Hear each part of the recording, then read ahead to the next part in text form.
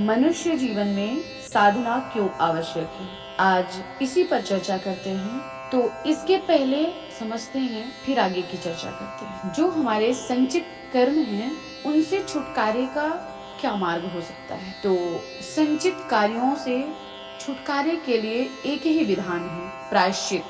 जितनी बड़ी भूल है उतनी ही बड़ी प्रायश्चित करनी होगी, तो सही मायने में उसका समाधान प्राप्त होगा। समाज को जितना हमने क्षति पहुंचाई है उतना तो अनुदान हमें देना ही होगा। जितना बड़ा गड्ढा किया है उतने गड्ढे को तो पाटना ही होगा, तभी संतुलन स्थापित होगा और उसका समाधान प्राप्त होगा। वास्तविक समाधान पुण्य और परमार्थ है।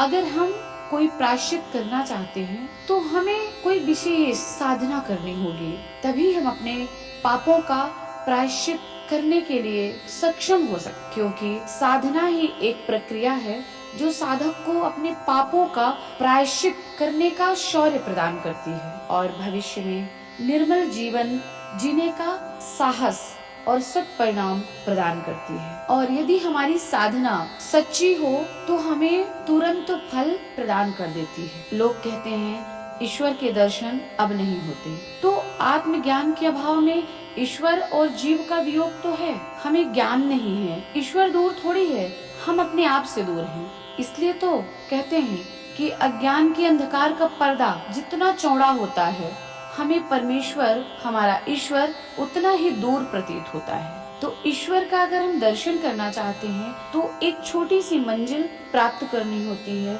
वह है आत्मबोध। जिस पल जिस घड़ी हम मन की गुलामी, अपनी इंद्रियों वासनाओं की दासता से दूर हो जाते हैं, उसी पल हमें ईश्वर के दर्शन हो जाते हैं और ईश्वर की समीपता हमारे हृदय की हर धड़कन में प्राप्त होने लगती है। तो आइए अब बात करते हैं साधना का प्रयोजन। साधना का प्रयोजन अपने अज्ञान और अविवेक का निराकरण करना है, अपनी कामनाओं का परिशोधन और निराकरण, और अपने कार्यों में, अपने कर्तव्य में, अपने कर्म में देवताओं का समावेश करना है। साधना तो एक व्यायाम के जैसे है, जिसके द्वारा हम अपना आत्मबल बढ़ा सकते हैं और साधना हमारे दृष्टिकोण को परिष्कृत कर देती है और अंतःकरण में वह प्रकाश उत्पन्न कर देती है, जिससे अपने लक्ष्य को और अपने